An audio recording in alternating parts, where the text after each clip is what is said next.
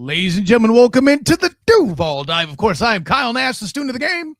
And I'm Travis Holmes with BigCatCountry.com. And you're listening to this thing on the Believe Podcast Network. And listen, you Duval divers out there, already waiting in the comments. Shouts to my guy, Social Alky. Of course, Preston, PT Phone Home, being in the building. You're not third, you're second, Preston. We live here, okay? Let me be clear about that. So, yeah, welcome in, one and all. And listen, I know why you guys are here.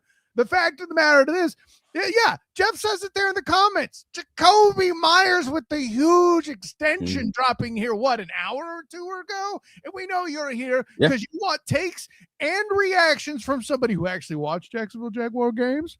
Not mentioning any names in particular, right, Travis? No, I'm only responding to your short that's out there on the Duval Dive YouTube channel. If you want to know all about that, hey, get in there, like and subscribe, get a hold of your life. Duval Dive YouTube channel. Come on, guys. Hit the bell, all that googly god. But anyways, the big news, $40 million guaranteed, $60 million in extension for Jakobi Meyers. Excellent producer work by you there, Travis D. Holmes. I like it. And guys, I got to tell you, I know that there are going to be people that are like, yes, and bringing this guy in the building. I am one of them, and I'm not even a member of the Duval Devout. And there are going to be some that like, the golly jeepers, it's awfully expensive. And I understand both sides of the coin. Travis, first of all, open it up. Early reactions, instant reactions, as we do here on the Duval Dive plenty of times. Your thoughts on the extension?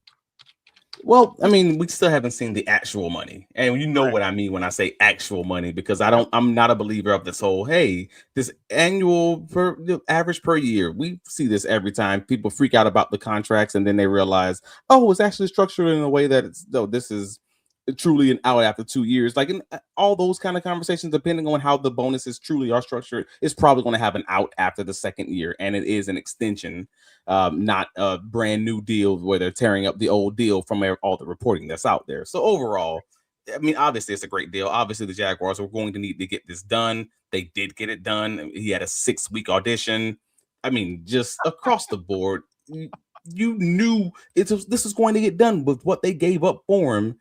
And the fact that he's played in such a dominant fashion, and I didn't even realize just how dominant it was until someone said it to me in one of my messages. It was like, dude, did you know how many of his first downs how many of his receptions have actually gone for first downs?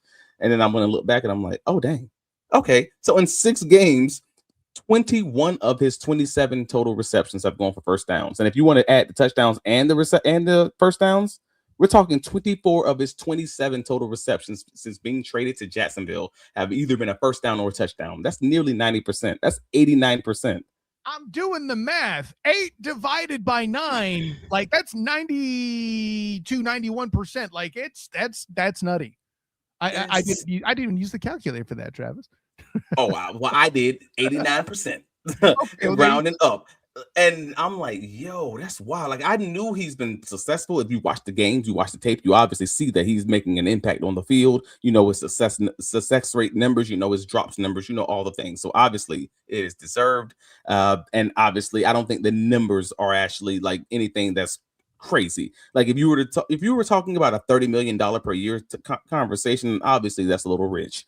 He's making, again, you're talking a $20 million extension, even if you're just looking at on the average. That's not bad at all, man. Like you're legitimately talking about a high level number 2 contract. Like Christian Kirk is at $18 million a year right now. What are we talking about? Like, I hope there's no one out there that's making this bigger than what it truly is. Like, this is obviously a great extension for both Jakobi Meyers and also the Jacksonville Jaguars. And market value wise is what you're attacking, right? Christian Kirk made a lot of money there in Jacksonville with a lot less production, knock to date, once you account for injuries and all that sort of thing. Right. Yeah, no, I think that's good. Robert, wrong one.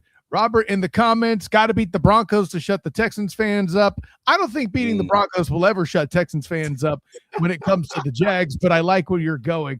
Let me bring in Preston. He comments on the deal. Just twice the amount of Diami a year. Good deal in his opinion. BT is still on rookie deal. Travis Hunter is still on rookie deal. Parker Washington on a rookie deal. I don't know how much longer that's going to last, obviously. One receiver at a medium-high wide receiver contract for this room. It's pretty dope. That's an interesting point. You're still going on a lot of young contracts at this point in time. This is how they're financing that. And notice the 3-year length is just about the time that all that would, shall we say, nearly come to pass. In PTJ's case, it's actually clearing out before that clears out there. It's a good point that Preston brings up with the timing of the contract amongst the receivers.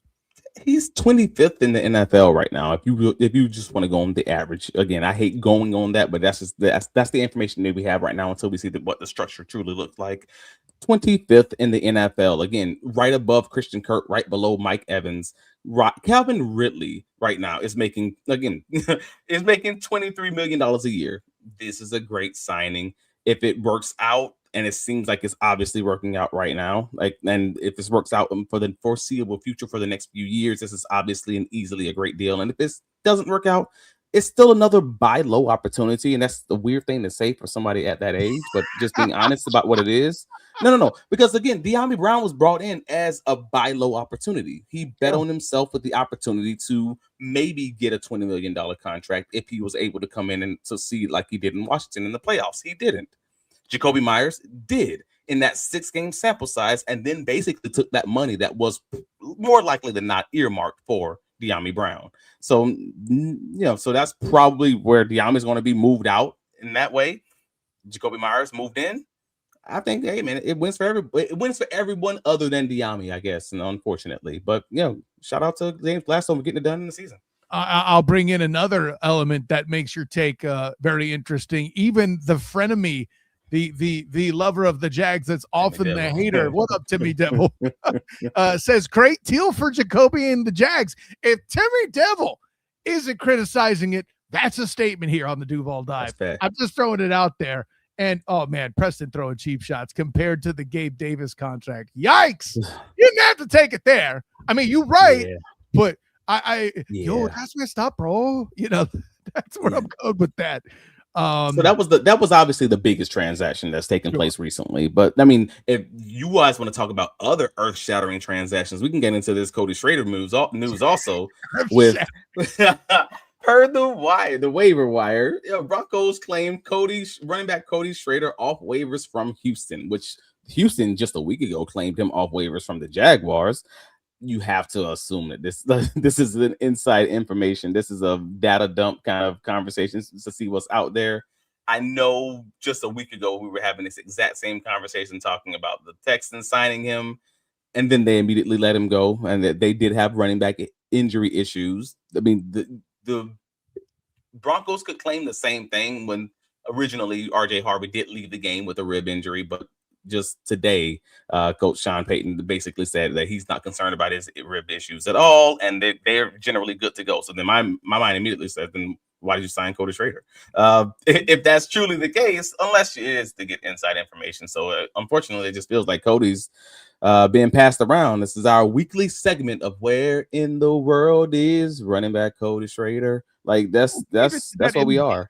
Look at this. Okay. I would even add this element. Apparently he's stealing something because, I know people go to jail for selling secrets to governments. Okay. I'm pretty sure at this point, if Duval were a sovereign state, that the trader could be guilty of treason and he'd be extradited out of one of these other franchises spaces. I'm just saying. This still in mighty 1999, bro. This is still in mighty 1999 when they were like, hey, man, the Titans got our playbook. How did they get it?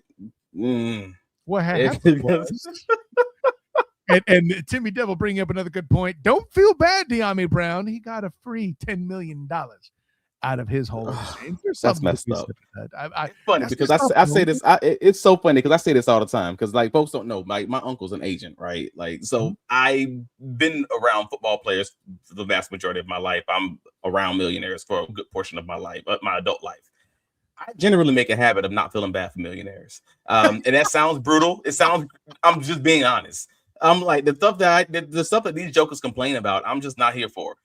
For the most part, when it's real life stuff, that's different. But I make a habit of not complaining for millionaires because there's real people out there. There's real people out here that got real problems, for real, on a true, just trying to make it by struggle. So from that perspective, yes, Dyami Brown got it. $10 million to do a job that is a game that these guys play. But however, that is also his livelihood. So I do feel bad from that perspective. But generally speaking, nah, man, you're right. He'll get it. He'll get it where he fits in somewhere else. You got that kind of scratch, you can hire a financial advisor. You'll find a way to make it work. I promise. Yeah, that's it. But we got a lot to talk about, man. This is a big game. There's so many great matchups. Yeah, there really is. Let's get right into the keys of the game here. And you go with the battle of the clutch quarterbacks. Now, Travis, I am not critiquing your building of the keys to the game, but I know, or at least I assume, were I a member of the Duval, which I'm not technically, but my first question would be, what do you mean clutch play from Bo Nix? That's not a thing I really know a lot about. Can you? Travis got something to say. Please bring it. Well, see, I expect Duval fans, I expect fans of Jacksonville not to understand what's going on, the dynamics of the Denver Broncos. I get that. You don't watch the games like Richard Sherman don't watch Jacksonville. I understand. But six of the Broncos 2025 wins have come on game-winning drive from Bo Nix. Like, I didn't know that. I learned that this week just looking at the tape and then I'm like, wait a minute, that's a lot. I saw 4 of them and I'm like, dang, and then 6. But in a similar boat, Trevor Lawrence also has 4 game-winning drives this season. True. So in my mind, like he kind of should have had 5. If you recall the 2 drop passes inside the 10-yard line against Cincinnati, like De'Ami Brown dropped the touchdown pass that would have clinched the game. Well, you know what? That actually wasn't a game-winning drive. That's more of a clinching drive because I think the Jaguars were up by like 3 points at that point. But the gist of it being, the game is on the line where you got to have it. De'Ami Brown drops a touchdown pass. Brian Thomas drops a 4th down pass inside of the 10-yard line. Like, again, you're talking about another game-winning and or game-clinching situation. It's still a clutch play, to your point. Yeah. Right. From these 2 quarterbacks. And it's 2 dudes who you just don't want to have the ball in their hands last, down 1 position with enough time to drive. Like, that's why I'm like, this is a game where it simply might come down to which one of these dudes got the ball last, more like those old Pat Mahomes versus Josh Allen or those Josh Allen versus Lamar Jackson kind of games. I'm looking forward to something like that because both of these guys can have shown you. I don't care if you're down 19 points in the 4th quarter and you need 33 points in the 4th quarter. They will absolutely do that. Like the Denver's done that. Trevor Lawrence has done that a few times now. Like, so across the board, I think it's going to be a very entertaining game, even if it doesn't seem like it's close at the start of the 4th. See, I think you're trying to stoke the Jaguars from a distance. You know, somebody in there, listen, you be citing 19 points down in the 4th quarter just to get people right. I see. Don't think you're hiding, champion. I saw what you did there. I see something in the comments. I don't know if you're ready to move on to the next key, but I got to respond. I got to respond here. Turnovers continue? ? And I assume you mean for both sides, but in particular to the Jags. However, I'm going to say this, my good friend, in the comments, Reyes, good to see you again, brother. I was surprised the O-line wasn't a key to win. The Broncos have the most sacks in the league. Been a while since the O-line had to defend against a defense that can penetrate like that. First of all, pause. Second, my response is Reyes. What's the first line of defense to stop a turnover? Keeping your quarterback out of duress. Bro, that is a direct shot at the offensive line from where I sit. Okay, maybe it's an indirect shot, but nonetheless, it starts there. I think the focus and the reason why the second key to the game is put that way to kind of all encompass what's going on. But to Reyes's point, me especially, but you as well, have been making a lot of noise that this is the best defensive line they play to finish out the season, and that's a factor.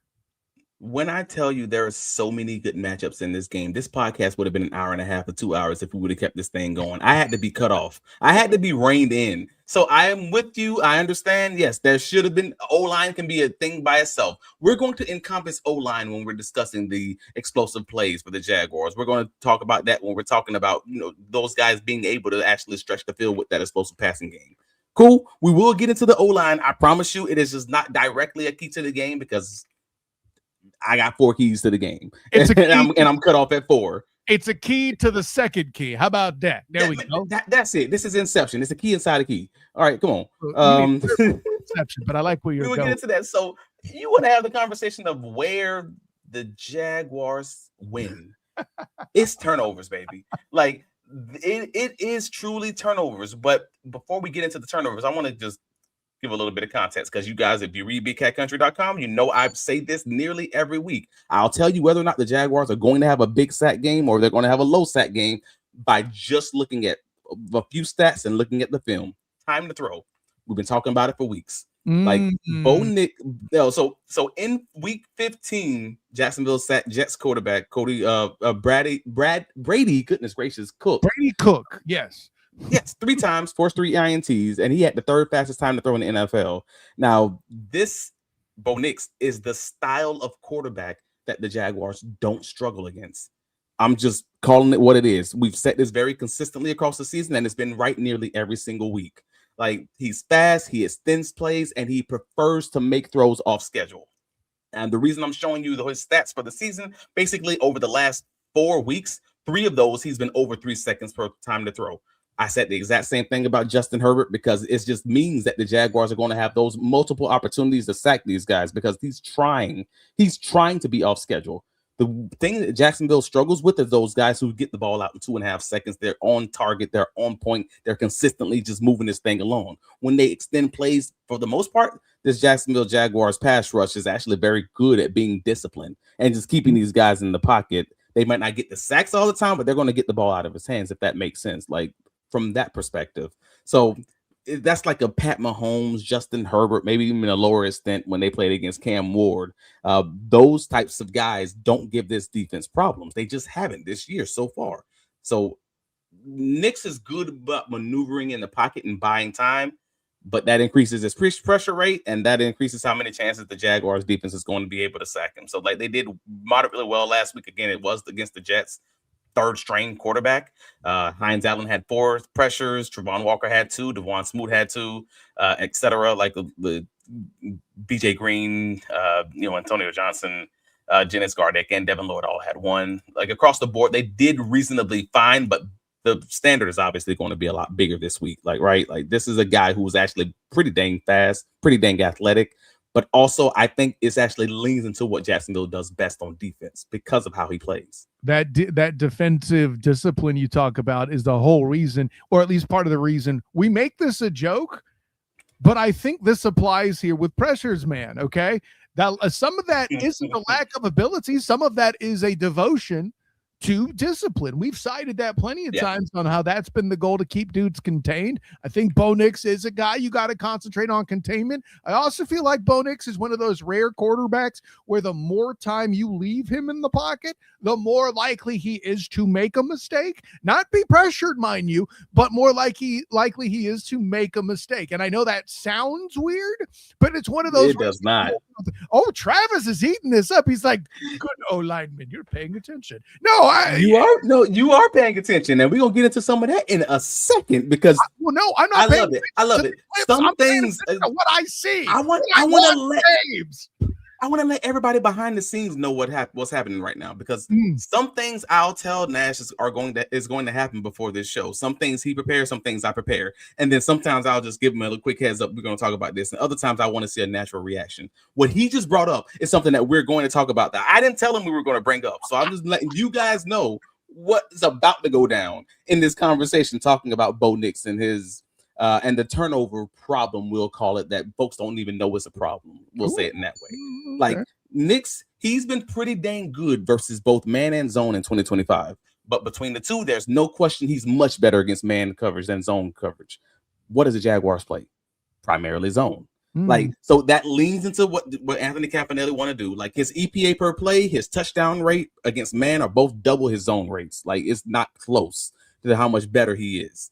His sack rate is 30% higher than against zone coverage than against man coverage, because he's primarily due to his athleticism, running around, maneuvering the pocket, extending plays, all of that stuff.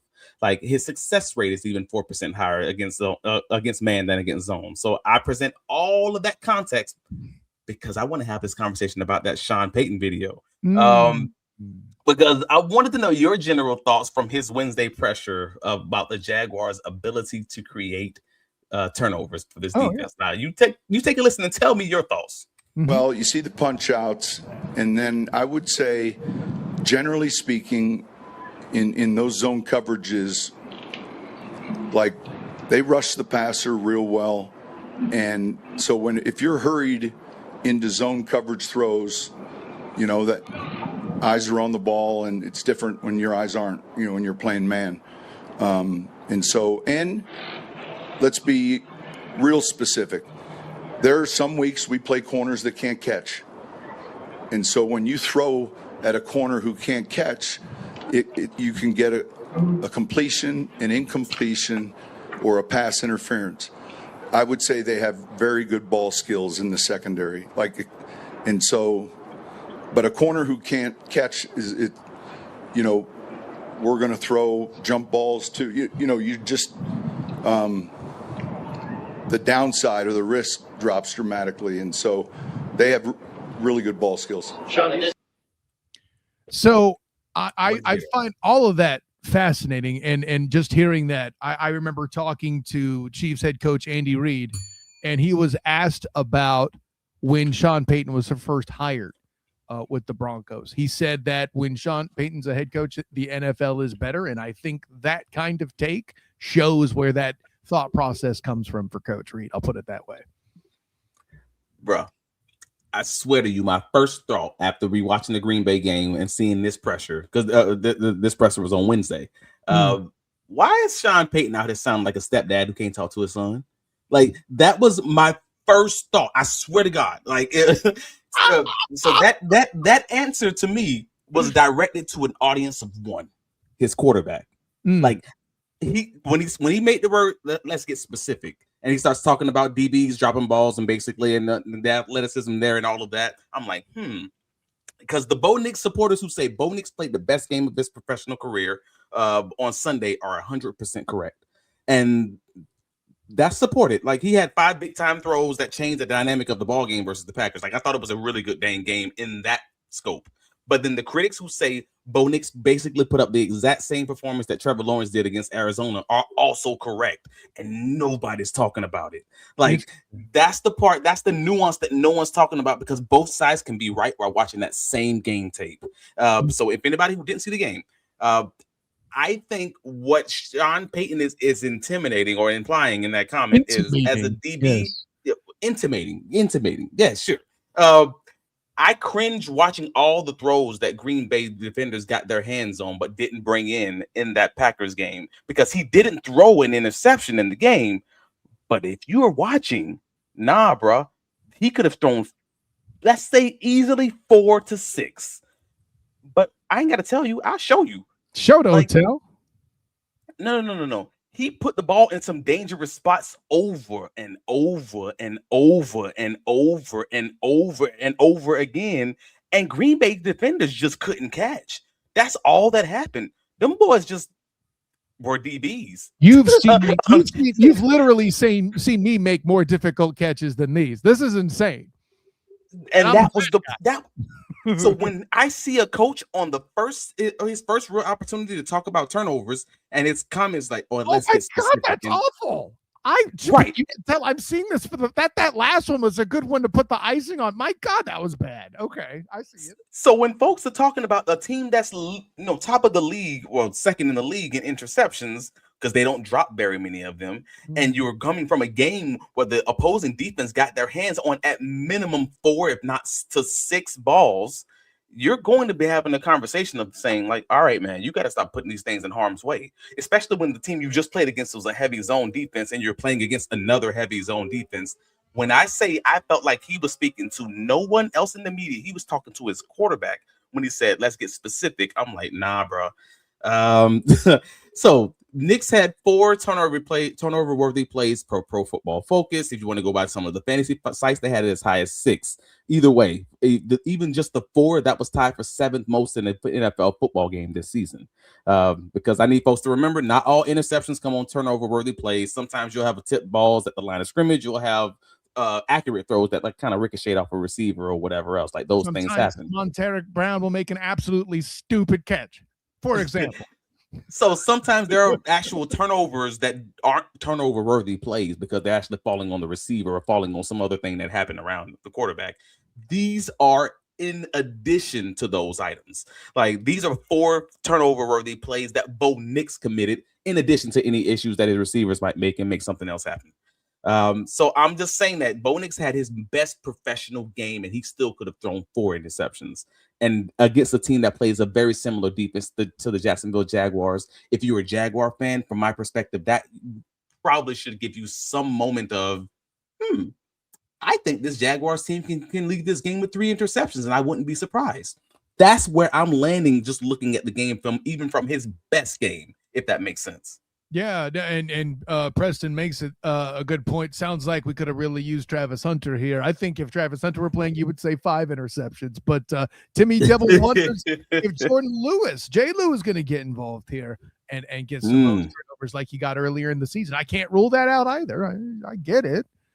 Well, yeah, I mean, but and I want to be very clear, because like, this is not a Jaguar homer podcast or whatever else. Like, I'm not here to take away from the big time plays that Bo Nix made against that Green Bay Packers team, because again, it was a good game from that vantage point. Just like I wouldn't take away from what Trevor Lawrence did on the positives from the Cardinals game. Correct. I'm just trying to give all these guys context, because people will look at that Bo Nix game against the Packers significantly different by no effort of his own if they had just caught the ball. If the Green Bay Packers defense just catches the ball, you're Absolutely. Talking about a 3 interception week, because he scored touchdowns on two of those drives that he should have thrown an interception. It's a significantly different game. They probably lose the game with him throwing 2 to 3 interceptions if those guys can just catch. I'm not a PFF turnover worthy, is everything guy, but I'm a DB who looks at it like, the DB should have done their job, and they probably would go home with a victory, the Green Bay Packers right now. So, just saying all that, that's where Anthony Campanelli's unit can beat the house and level the playing field. And I think that's what Sean Payton clearly understands from that Green Bay victory. They were fortunate the Packers couldn't catch. That's what it came down to. So what I hear you telling me is he's tipping Nix to say, bruh, no fitties. You can't do what you got away with last week. It's not going to work this week, bro. Mm-hmm. That's what it come down to. Like Jacksonville's, Green Bay was 24th in the NFL with 7 interceptions, and you can see it by the way that they catch. Jacksonville is second with 18 picks. They don't drop them very often. And in addition to all that, Anthony Campanelli has been in his bag. And I don't know if folks saw Anthony Campanelli on the Antonio Johnson interception showed a cover 2 defense or 2 high safety defense look at the snap of the ball. He blitzes the safety toward the boundary of the field. Blitz is the safety to the boundary of the field. And if you're a quarterback, you throw into the blitz, right? You throw into the blitz. Brady Cook tries to throw into the blitz, but he has to hold it for a second because he's much farther down the field, if you know what I mean. So like he's trying to do what you're taught. Yeah. Okay. I see what you're saying. And they get him because again, he's probably thinking, all right, this is a 3 high safety look. Nope, it's still cover 2. Jarian Jones, the backside corner at the bottom, bails and makes it still cover 2 coverage. Like, it was a really good thing. Like, it was a blitz from your safety from 15 yards out. You rotate your safety from the bottom to the top, and Jarian Jones goes from your slot corner roll back to a cover 2 safety spot. Like, Anthony Campanelli is just like Liam Coen. They are both getting deep into their bag these days, doing some stuff that I'm just like, all right, that was good. That was fun. As a defender, that was fun.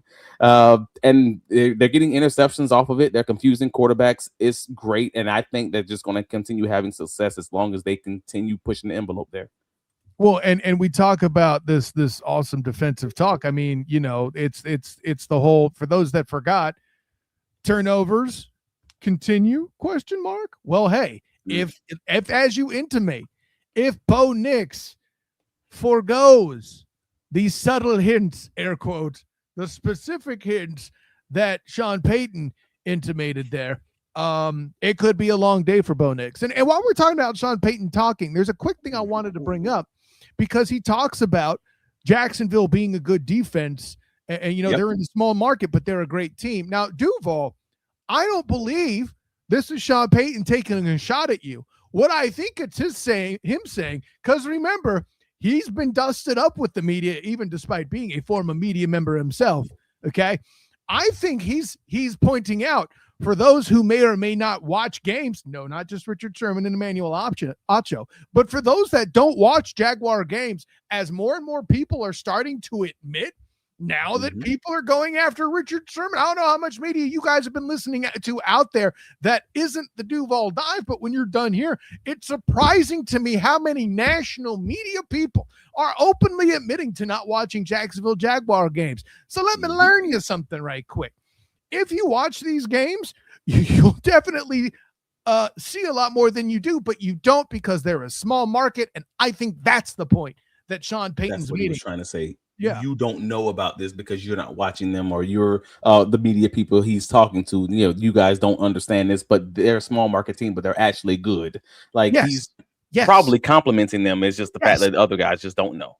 Yes, exactly. And so take that into account, Duval. Hey, listen, I'm not a Sean Payton homer. I don't want to give credence to my in-laws, former head coach there over there in New Orleans, for winning a dang Super Bowl on the strength of the fact that the Colts player freaking flubbed a dang onside kick that was kicked right at his chest after the half. I said what I said.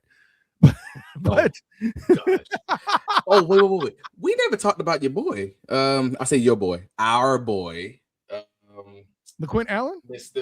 No. Mr. UCF running back RJ Harvey. RJ Harvey. I figured he'd be coming up later. Yeah. You mentioned them on Wednesdays. Wednesdays. On Tuesdays, Duval died that we were going to get into. And so I figured this would probably be a good time talking about turnovers. Not to throw shade at my guy. At all. I mean, UCF. We talked about interceptions, but Jacksonville is also fourth in the league in fumbles recovered. And the Jaguars also obviously have an intimate understanding of Broncos running back RJ Harvey because they know his strengths and weaknesses. He was on their draft board, if you believe all the post-draft content that was coming out from The Athletic and all the great local media. I know that. Shoot. Well, all the great local Jaguar media all kind of reported that he was on the Jaguars draft board and they were going to draft him. And they eventually traded out of that pick after Denver selected him. So if you believe he was on their draft board, they have a great book on him. They understand his strengths and weaknesses. He's not great in his pass protection. Full stop. He's not great at holding onto the ball. Those are the two issues that he had in college. He allowed 3 sacks and 22 pressures on 189 pass protection snaps in college in 2023, 2024. He fumbled 6 times and lost 5 of them in his final 3 seasons in college. Now, he just lost his first career fumble last week against Green Bay on that opening drive, but Micah Parsons punched it out. Coach, Sean Payton said it wasn't lazy or sloppy ball handling. It was just a great play by Micah Parsons. And I hear you, Coach. But also, if I'm Anthony Campanelli, these boys boxing this week. Like, there's no way that they're not in practice boxing, punching this thing out and training on that, seriously, because he's going to have to force RJ to prove that not only is he improved as a ball carrier holding onto the ball, he's going to have to prove that he's an improved blocker in the passing game because I'm blitzing the hell out of him. Like, that's what you have to do. You have to show him that his deficiencies are no longer that. So you're circling perhaps, let's say, Dennis Gardeck versus RJ Harvey. That's interesting. I can't front on that. I'm doing to Denver what Denver does to everybody else. And actually, this is a good time for us to get into this part of it. So this is a good time to get into this. So, I'm doing to Denver what Denver does to everybody else. Denver does a very good job of giving you those phantom blitzes, of giving you those overload blitz looks and making you figure out what's going on with your protections, which means sometimes you're going to get defensive ends like Trevon Walker. You're going to get defensive ends like Josh Hines-Allen coming scot-free just because the offensive lineman chose to put their protection to the right versus the left, or to pinch instead, or just big on big, or whatever the decision that they made based on the look you gave them, basically, right? I'm Anthony Campanelli. We've seen him do that very many weeks this season. So it's matchup by matchup, week by week. This is one of those weeks. I'm blitzing the hell out of him. I want them to prove that pass protection is actually stout up front, not just the O-line, but more importantly, the running backs, and make a pressured Bo Nix make some good decisions and see if he doesn't put the ball in your guys' hands again. I think overall, that's where I'm leaning. And I would be remiss to not point out the very point you made earlier about, turnover-worthy plays and dropped interceptions in that Packer game. At least one of those came off of probably some sort of zone blitz coverage. And the big play you showed again, where the Brady Cook interception also appeared to me to be a zone blitz coverage as well, right? So I think it was. So, yeah. No, it was. I even remember on Tuesday, you shouted out known Trevor Lawrence hater. I'm joking, Scott Trent, of Jaguars United, about the fact that these Jets and these Broncos play similar styles as well. So I think that's a fascinating thing that you observe on all fronts. And you mentioned, we kind of glazed over it, but I'll pull the keys to the game back up. Liam Coen versus Vance Joseph. You talk about the Jags blitzing the bejesus out of the Broncos. Let's flip this on its head. What does the offense kind of need to do here? Well, this is fun, man, because I got some good news and bad news. Like, I can't even call it bad news. I got good news and at least a potential lingering question, because we just talked about how Denver Broncos defense blitzes like crazy, or they at least show that blitz like crazy, and they just play off of that because they play so much man coverage. But also, depending on the week, they might play a boatload of zone out of nowhere just to throw you off, just because Vance Joseph. But it makes me confident that Liam Cohen's going to be able to dial up as well as he did last week, because they play so similar of a defense to the Jets defense. Like, it's not exactly the same because there's some level of cover 4 stuff that's a little different, but the Broncos defense is around 5th and 4th in the league in cover 1 and cover 0 straight. Our DBs is better than your wide receivers man coverage snaps, essentially. So when the rubber hits the road, that's what they're doing. Like, for the most part, they're just saying, hey man, we got better guys than your guys and we gonna win. And so they're a good / upgraded version of the Jets, in my opinion. They run a lot of the same coverages at a lot of the same frequencies as New York. They just got way better players that do it. They got the same high man coverage rates, the same low cover 3 rates. Both teams playing a lot of 2 high safety looks on 3rd and long, and that's almost exclusively when they run them. But my other good news takeaway is, like, from that Colts game tape with their win over Denver. All right, so Denver's linebackers, just like the Jets, they can absolutely be beaten in space. That's my big takeaway from watching 8 of their games this season so far. Like, no one's targeting the running back 6 and 7 and 8 times against Denver. And in my head, I'm like, the Jaguars just did that last week against the Jets. And if they were to copy that exact same game plan with Travis Etienne getting 5 or 6 catches out the backfield, I don't think they've done enough, basically. I'm saying he should probably be your leading receiver this week. And I know that's a wild take, but that's my honest opinion of, I think they can be beat because I've seen them be beat against Scatterboo from the Giants. I've seen Jonathan Taylor beat them out of the backfield for like 50 yards in the air and a touchdown. All these guys are having success. No one's just targeting and peppering these running backs like they're Christian McCaffrey and making these guys do something different on defense.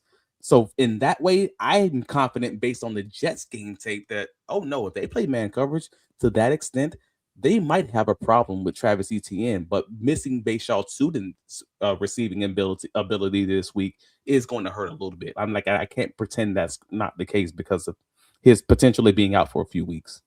Yeah, well, and you know, I think that's a big opportunity for our guy LaQuint Allen. I know KB Hawk in the comments. LaQuint Allen, anytime touchdown this week. I bet. Literally. I love those buy low candidates for those betting odds, man. We gotta do another one of those. My lingering question is whether or not, like, the blitzing, like in Lawrence's ability to adjust his protections at the line of scrimmage. In back-to-back weeks, there have been plays where Lawrence has completed impossible throws with the defensive alignment gave the offensive line or gave him, protection issues. And we'll get into it. Like, the throws I'm talking about. And if you don't, here we go. You immediately know the throws I'm talking about. Like, both Liam Coen and Trevor Lawrence in back-to-back weeks both publicly acknowledged that they would have preferred to be in a different protection, that they would have made the adjustment at the line of scrimmage beforehand on those overload blitz or phantom pressure looks. Like, these simulated blitzes are the same ones that Denver does, and they do it nearly all the time. So out there somewhere. That's where I'm like a little bit concerned. But also, if I run this back, this second one, the one that just happened against the Jets, I actually disagreed. I thought Trevor Lawrence actually made the right adjustment. I think Patrick McCarr just got his behind kicked. And that's all that came down to. It was one-on-one. He had a hat on a hat. Everybody was picked up. McCarr just gets beat inside. That's all. Your right guard just gets, yeah, and then Trevor just rolls out because of the pressure coming from Patrick McCarry. That's all that happened. but the actual protection seemed to be stout. It was a bit of a stunt, but it was not well picked up. I'll grant you. I'm not going to go so far as behind beat, but yeah, that was not the best. That was not the best effort, to say the least. I'll agree with that. Behind beat makes me feel like he's being pushed backwards, like, oh my god. But yeah, no, he's clearly defeated on that particular exchange for sure. I think there's a lot of so in my head, I consider that progress from Lawrence. I think from a week to week basis. Yeah. Right. They recognize it. They had the protection picked up from my perspective, but he's going to be tested on that over and over and over and over this week. I thoroughly believe it.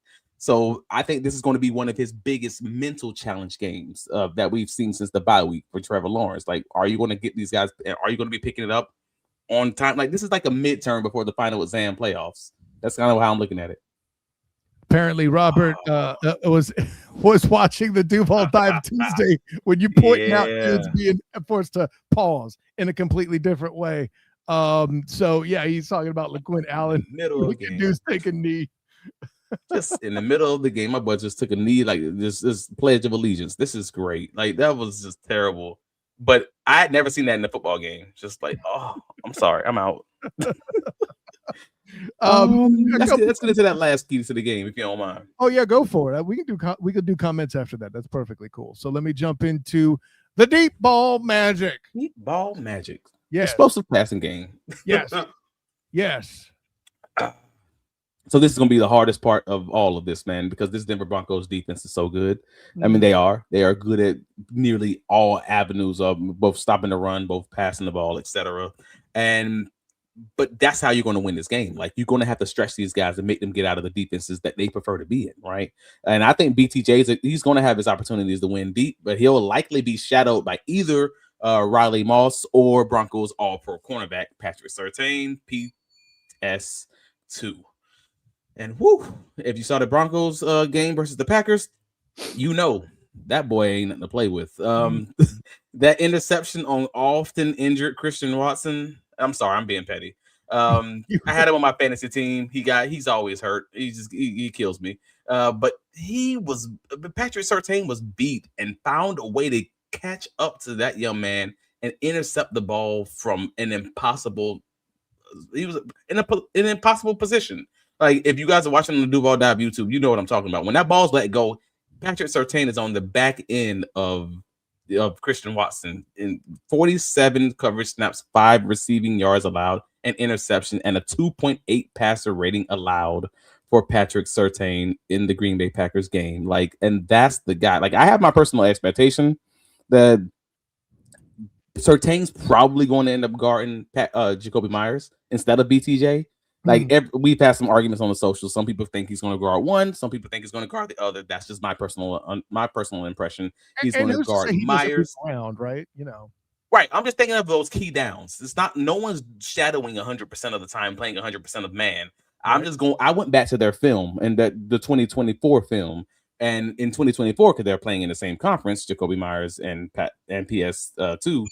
Then in the October game, Jakobi Meyers went 1 of 3 for 18 yards against Patrick Surtain over the first 3 quarters of that October game they played in. Before the game was a blowout, and then Jakobi Meyers caught like 40 yards on 3 catches in the fourth quarter when it was a blowout.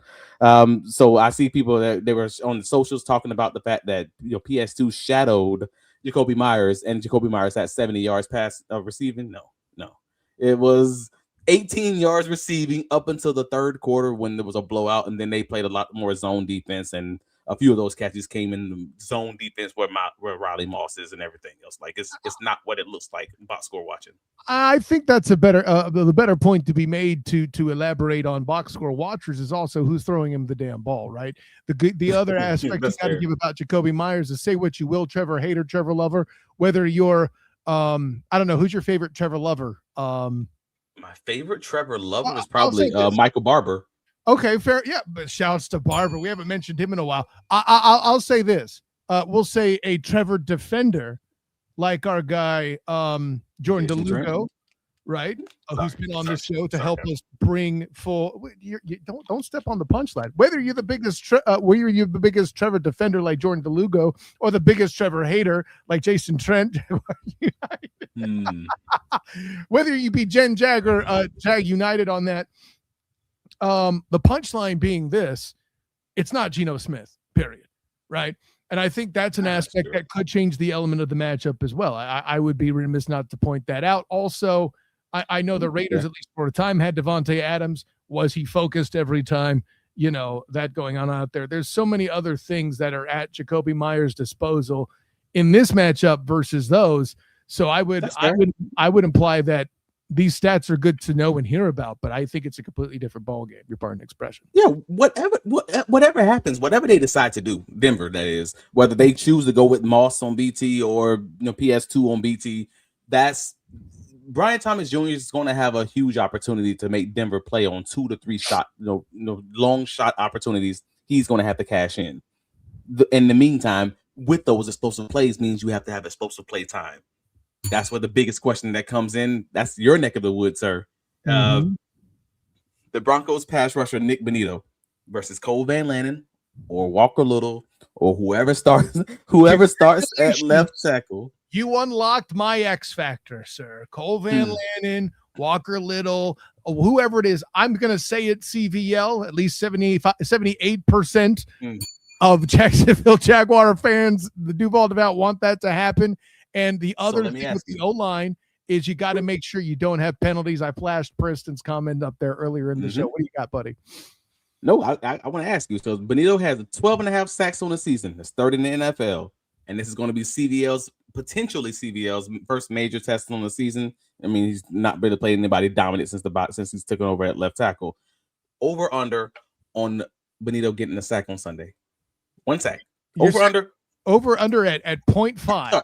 Half sack. Over under for Bonitto, having over under for a half sack. 0 or 1 plus. I'm going to say it's over, but CVL still has a good game overall. All right.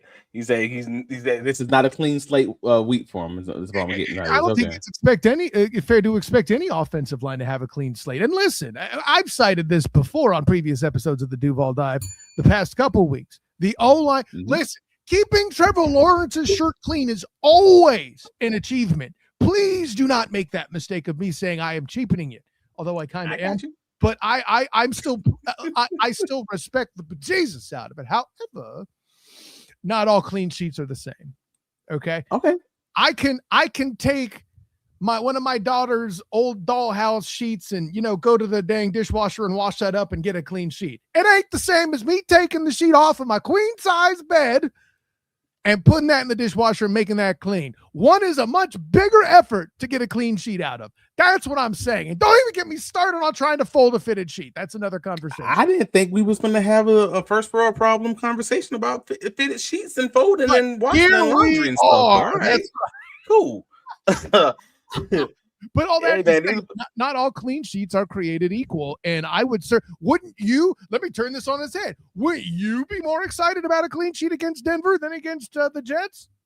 I mean, of course, yeah. I mean, it's a huge test up front, but but I don't think the Jaguars have had, to my remembrance, in this 2025 season, a positive game where there was a dominant, edge, like a truly dominant edge. I'm talking about true double digit guy. I don't recall one time where they've actually passed that test this season against the more dominant pass rushers. So this is the one to kind of figure out. And what are you going to show up? What is it I've talked about? The completing of the cycle, right? Cam Robinson was a left tackle a while back. Walker Little made his name slowing Micah Parsons in a huge win that year against the Cowboys. Now it's Walker Little playing the role of Cam Robinson, and CVL has the opportunity to pull the reverse card and do the same to Walker Little that he did to Cam Robinson. So that was your X factor we just touched on. I got you. My bad for stepping into your bucket of X factor. Think of it as like Pee-wee's Playhouse. You said, "Hey, you said the secret word," right? That's all that happened here. So if you don't mind, let me get into my X factor. Then we can hop into some of these comments, let these guys get their takes off, and then we'll get into our predictions. Cool. But yeah, there are like I mean, I had such a hard problem finding one X factor because there's too many dang good matchups in this game, and again, it's such a big game also. Yeah, so you already heard Sean Payton's clip earlier with discussing the Jaguars' secondary ability to bring those balls in anytime they touch their hands, whether that's Antonio Johnson, Eric Murray, or even for the sake of this conversation, Devin Lloyd. Like, he's got to be considered the honorary DB at this point, just as often as he's bringing the ball in. But for this week, I'm going with Monteric Brown. I'm going with Monteric Brown versus Cortland Sutton. Anybody who knows anything about Cortland Sutton's game, you know that Monteric, he's going to play the most snaps of all the DBs, of all the cornerbacks. I'm sorry. For the most part, Sutton isn't a burner. So he's not going to beat Buster off the line and win with speed. He's a really dang good route runner. He's shifty in the small box. And he wins the contested catches and the high point balls. Those are two areas where Buster's actually pretty strong. Like, we talked about Buster for a few years when we talking about his strengths. Like, Buster's good in press alignment off the line. He's good using his instincts in zone coverage. He's good at getting his hands on the ball in those contested catch situations. That's going to be the matchup for me. I know I'm a DB going with the DB as my X factor. I understand the bias that's built in there. But I'm not going to judge you. I think that's where it's going to be, though. Like, that's their primary pass catcher against the Jaguars' primary cornerback, who's going to win, and they both just happen to play to each other's strengths. I think that was going to be a really good battle also. That's my main guy. And there's so many factors, though, there, too. Like, you might have seen me, if you're watching on the Duval Dive YouTube channel, flashing through the comments and showing all the different perfectly valid takes. I'll pull out my favorite one here. Of course, it's O-line related. Don't judge me, but I had to get Robert Kemp in the convo here. To a similar vein, my X factor is Anton Harrison, because if he can lock down Cooper, we can help Walker or CVL, whoever it is. But if he's struggling over there, probably in isolation, it will get ugly. It's a fascinating tank. I think there's something to that. I shan't front on that. They put CVL on an island for a good portion of his snaps as of late, like since he took over again these last 3 games. So that's it's very interesting to me, because again, more often than not, if they have given help, it's just been like on those super 3rd and longs that LaQuint Allen, taking the freaking dude's liver out. Yeah, stuff like that. But for the most part, they actually have been leaving these guys on the island for these last 3 weeks. It just so happens that they haven't had very much dominant edge play on the other side of it. So I'm curious if they're going to keep doing things like that, or if they are truly going to give these guys help and just make sure they don't get Trevor Lawrence killed. Like, that's going to be something that we'll see very early on. But also, run game. We know we don't talk about the run game because both of these teams are dominant stopping the run, both Denver and the Jaguars. They just are. But that was one of my weird takeaways from last week's game against the Jets, was where I'm like, they had that 3rd drive where I'm like, oh my gosh, what happened? Where they had a lot of success on the ground, like moving Trevon Walker. You don't see Trevon Walker get pushed back 9 yards. That don't happen. Membu did that. On that, it was one drive, just one good drive, where it just felt like the Jaguars' defensive front wasn't locked in, and the Jets, like, they were getting 4 yards down the field. Like, they were truly moving those front 5 or front 4 for the Jacksonville Jaguars. And then Jaguars was like, all right, cool, we got it on that next drive. But you can't have those lulls, if that makes sense, especially against the Denver Broncos offense that's going to be a little bit better than this Jets, offensive line as far as getting guys and moving them up the field. I mean, they're better, but they're not explosive. I hear where you're going. It's, let's not let it happen if you could help it. I certainly understand that, but I'm not going to go so far. And listen, I'm already seeing it. We'll mark it 54-11 here for if they do score 30 points, they being the Broncos, of course. You're going to clip that and, make fun of me. And please do so in that event, because I know you'll need therapy having lost that to the 2nd seed with an opportunity to fight for it. But I'm less worried about that. And as an aside, remember, when we weren't putting trades in like Liam Coen did being bold, somebody wanted to take Membu pretty damn high. I'm just throwing it out there. That's fair. But my overall point was, if you are going to be the number 1 run stopping defense in the NFL, then you got to play like the number one run stopping defense of the NFL.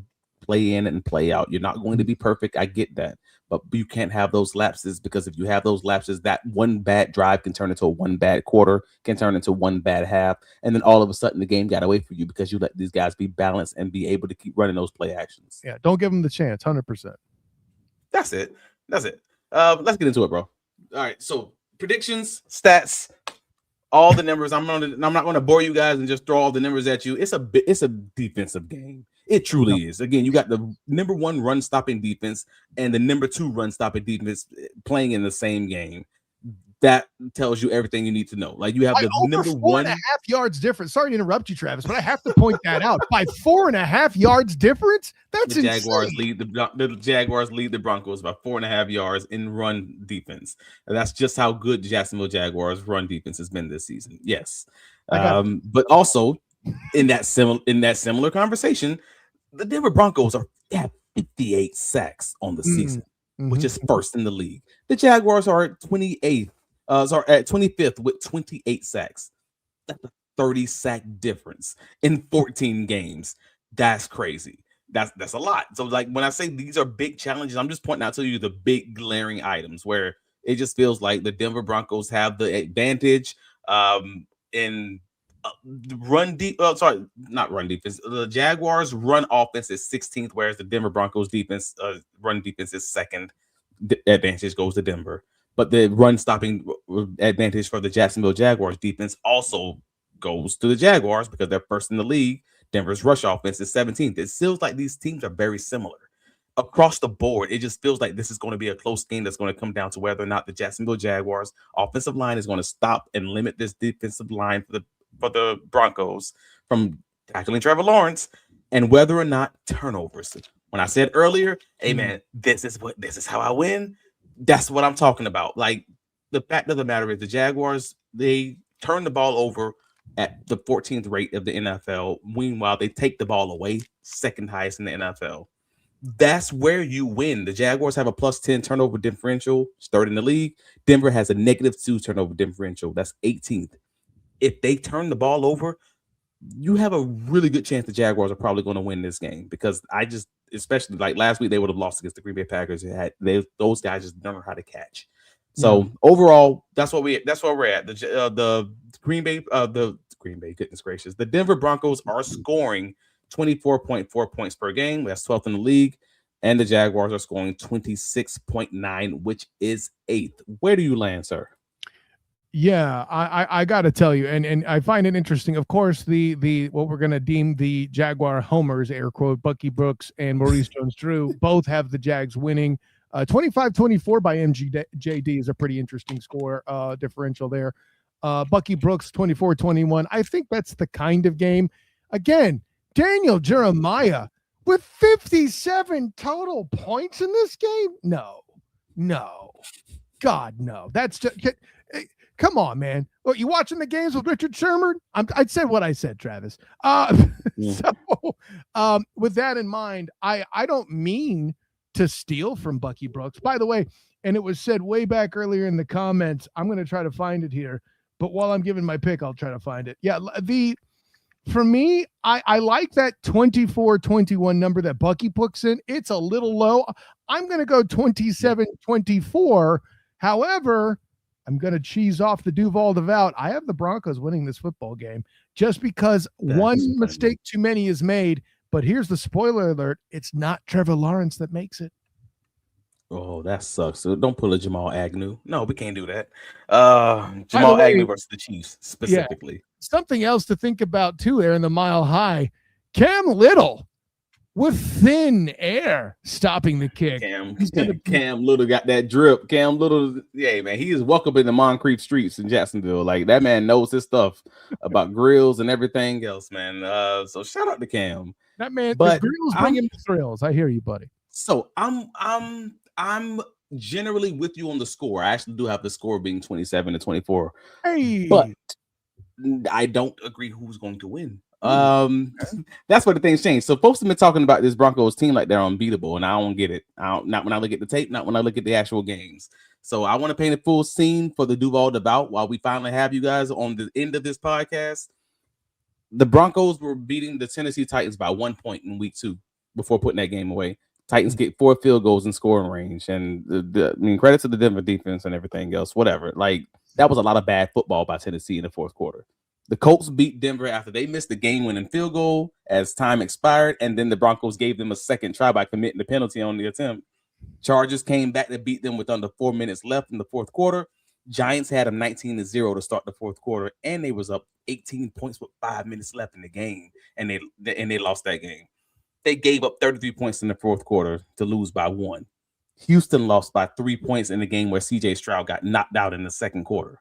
Houston had the ball with 1:10 left, tied at 15, and had all 3 timeouts and a chance to go win that game with just a field goal. Like, I'm painting this whole picture so y'all can see what I'm saying when I see the Denver Broncos games. Like, I watched 8 of these games to make sure I understood who they generally were. They played a great game offensively against Green Bay, probably their best one of the season, and they still should have thrown 3 to 4 interceptions. They'll need another game of that caliber to win against Jacksonville on Sunday, in my opinion. And that's not because Jacksonville's so incredible. I think Denver Broncos are just really volatile. And I think they're very similar to the Jaguars in that way, especially the early season Jaguars. So I have this 24.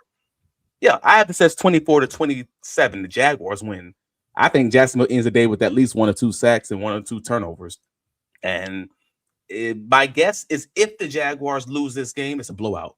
But if Jacksonville wins this game, it's going to be a higher scoring affair in that way. Like, I don't think they lose in a close one, if that makes sense. I don't know. I don't know that the Broncos are explosive enough to make it a blowout, unless it's all about if the turnovers happen, like you imply. It depends where on the field it is. Yeah.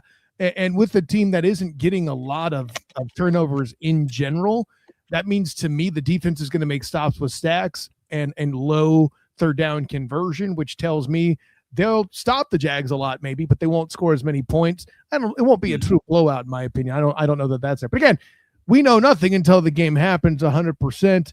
And yeah, I think there's a lot of man, listen, this is a harder one to predict. I will grant it's a good game, but that's good. It's a good game, and we're just like, oh wait, this is a really good team. Second or first in the in the AFC, and the Jaguars, we're having trouble predicting it. That means that your team's actually good. At least from that perspective, that's a good thing for Jacksonville Jaguars fan base. But and they're healthy. I forgot we didn't talk about the injuries earlier, but they're healthy. The major injury of the primary injury of note is Bashaw Tootin and his finger. It's reported finger surgery that will reportedly keep him out until the start of the playoffs. You got Danny Strigo, who hasn't practiced all week due to his ankle injury that he suffered against the Jets, and that obviously could result in Dennis Gardeck having a more snaps rushing the passer. Maybe BJ Green. Maybe you see a little bit more from. I said a little bit more. Maybe you see anything from Jalen McLeod if they choose to activate him. His 21-day practice window has been opened. Yep. And Josh, on the Broncos side of thing, Josh Hines Allen was popping up a little bit in the injury reports, but I don't know if there's too much to make of that. Yeah. He had an illness. He was full today. Gotcha. So yeah, he's good there. For the Broncos, the biggest injury consideration is the fact that they play safety Brandon Jones on IR with the pec injury this week after the Green Bay game. So he had 78 tackles, 6 QB pressures, a sack, and an interception, and a 75.3 passer rating given up this year.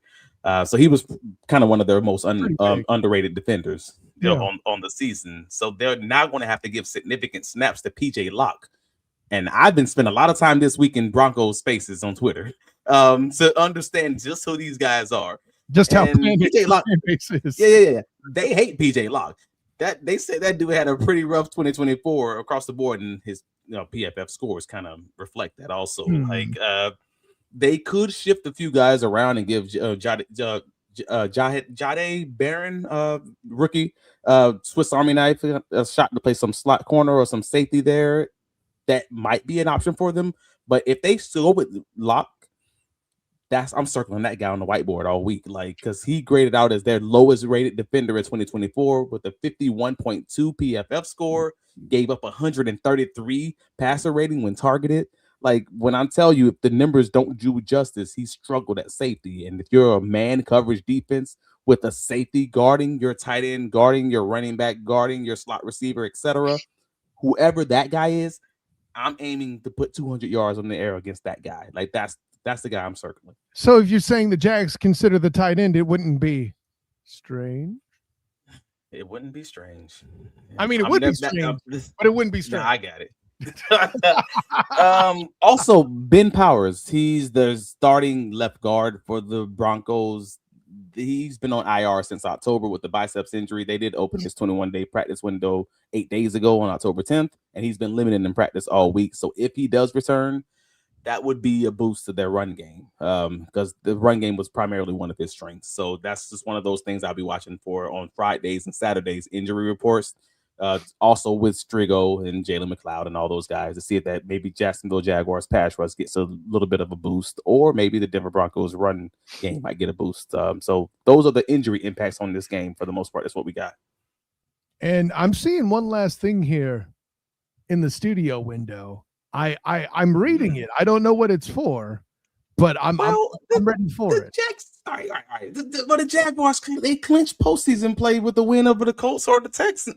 If Jaguars win, Colts or Texans lose, Jaguars are in the playoffs. I'm getting it now. So Indy plays against San Francisco on Monday Night Football, and the Texans face the Raiders at the same time that the Jaguars are going to be playing against Denver. So I can't believe I'm saying this, but go Raiders. Go 49ers. Let's go. It is what it is. I don't use these words in my normal vocabulary, but go Raiders and go 49ers. Just win, guys. It's great to have you amongst the faithful, Travis. Yeah, man. Unfortunately, we got to root for you guys for 1 week and 1 week only. Just call this like one of them. Unfortunate. Man, yeah, it's one of them Vegas. It's one of them one night only Vegas shows, man. You gotta deal with it. This one night only in 2025. See your San Francisco 49ers. Nice things for you guys. That's it. Hey, so wait, Great does that mean for that one game? Oh yeah, when you're you're looking at that. He sees that. When we're up. I was just trying to figure out which book he was referencing. That's all. Well, you could see it now that I've changed the angle back to where it's supposed to be.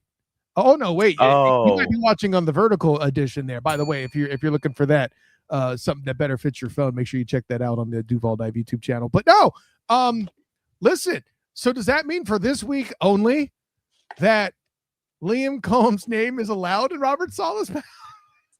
Jesus, I don't think.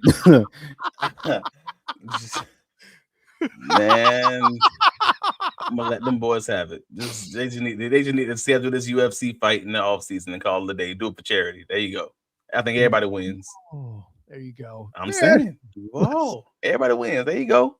We're over an hour, man. We got to wrap this piece up. I know we went a little long, but there's so much in this week's game. It was a big game. We gave him another 15 extra minutes just to talk about all the nuances of this Denver Broncos Jacksonville Jaguars matchup, man. So shout out to you guys for keeping this thing locked in this chat, man. Shout out to you guys for again all the comments and all the likes and all of that engagement. We do appreciate you guys.